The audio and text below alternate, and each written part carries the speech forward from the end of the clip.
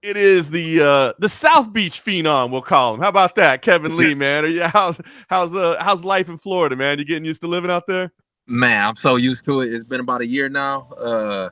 Yeah, I feel right at home. This was definitely the right move for sure. I Miami, love it, man. Miami Motown. You can call it that. I mean, you'll always be the Motown phenom, of course, but I think you fit into that South Beach style out there. Yeah, yeah. People a little crazy. I'm a little crazy. It works. It works perfect, right? I It love it. I definitely love it. works perfect. And life is changing too, right? A dad Mm, as well now, man. Come on, yeah, that's a big yeah, step in life. yeah. I got my little guy right here, and when you got them, it's just it gives you a different sense of being and purpose for sure. And a lot of people would try and explain that to you before you have them, but it's something that really can't be explained. It's just yeah, all of that is all true for sure. It it's so true, man. As a fellow father myself, man, it's wild, right? They tell you everything. You're like, come on, I get it, I understand, but until you have it, Hmm. you don't know what that feeling is. Yeah, when you actually lay eyes on them, it's like, oh man, okay, now I got a different sense of a fight.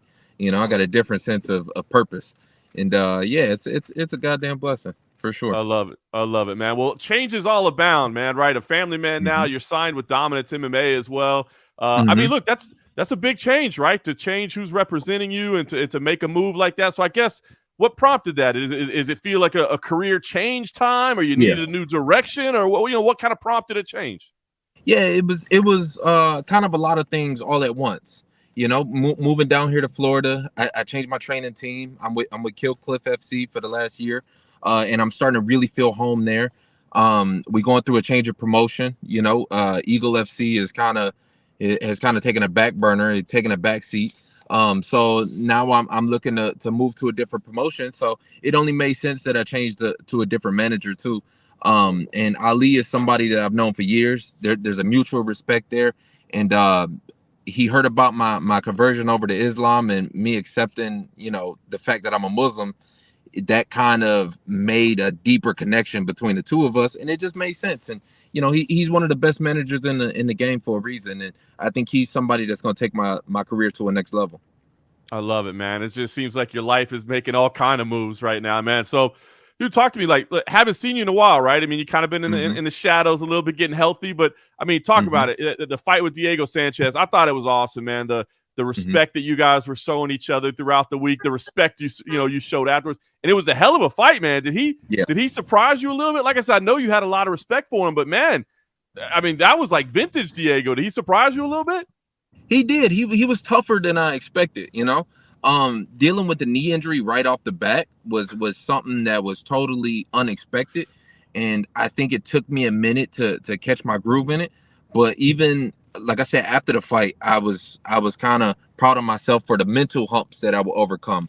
If that was me in like 2018, 19, if it I probably would have lost that fight.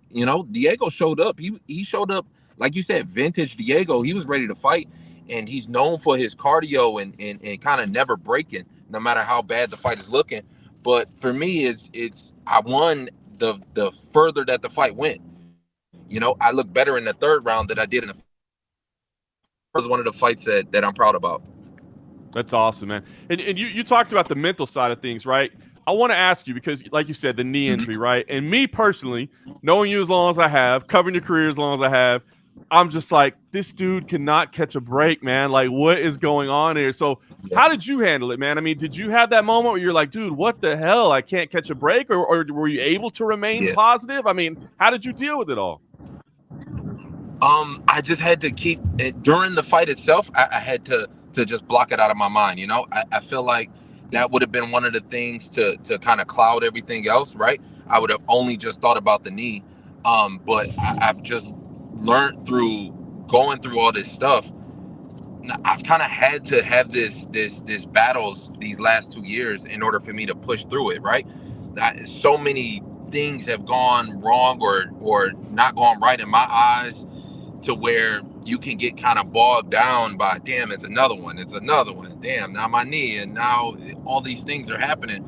But I just told myself just to stay focused on the light at the end of the tunnel. And It's coming, and I see it coming through now, and it's taking a long time, and it's taking me to take a back seat and, like you said, step back into the shadows a little bit and not put myself out there. But now it's kind of coming full circle, and I'm ready to celebrate that again. I love it. Talk to me about the feel at Killcliff, right? I mean, state Yeah, of the art facility, killers on the mat every single day. I mean, how's the fit there, and what do you think yeah. that's adding to your career? Yeah, I think if you ask anybody at Killcliff, they'll tell you right now that I'm at a different level than I was a year ago.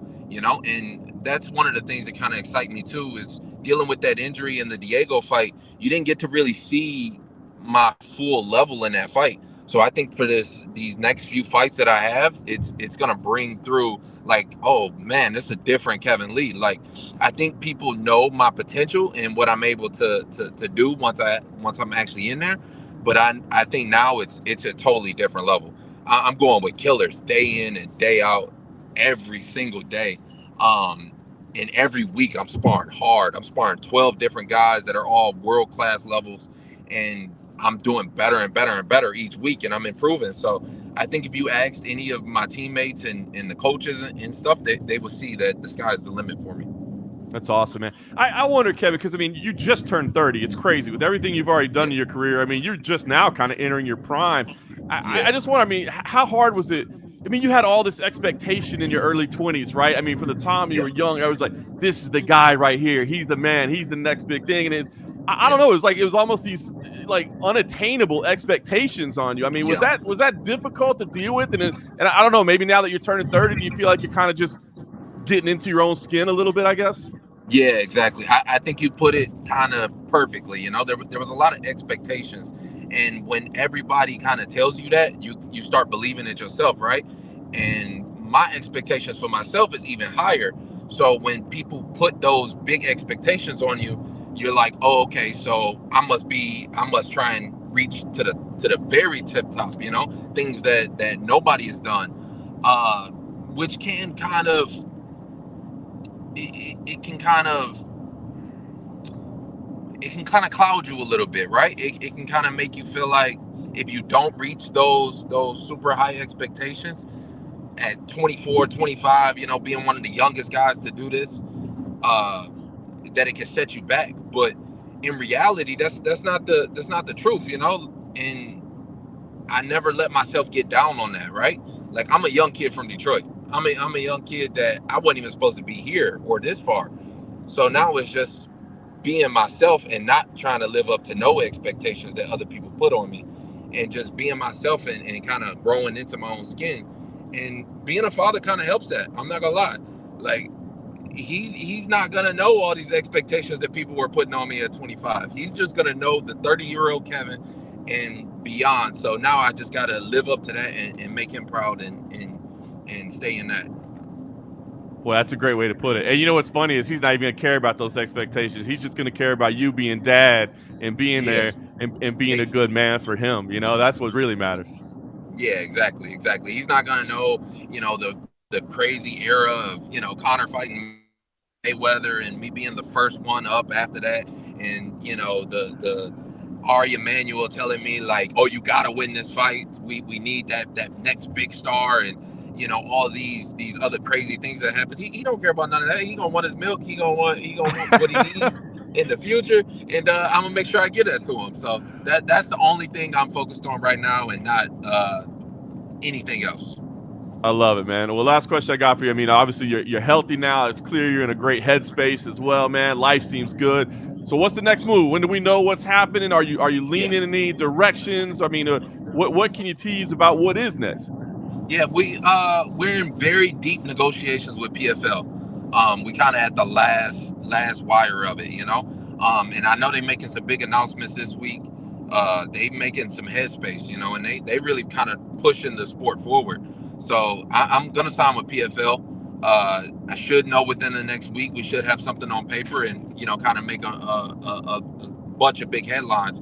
But that's it. This is signing with PFL. They just signed Jake Paul, and they're starting up this whole super fight division and all this stuff. So let's make some big fights happen. That's all I'm interested in. They're making big moves, man. That's for sure. And bringing the Motown Phenom on will be another one of those. Kevin, hey, always great to hear from you, man. I appreciate the time. I'll let you get back to being a dad and enjoying your time out there in Florida. And hopefully we'll see One you on this love. PFL roster real soon. One love. One love. Good to talk to you again, John.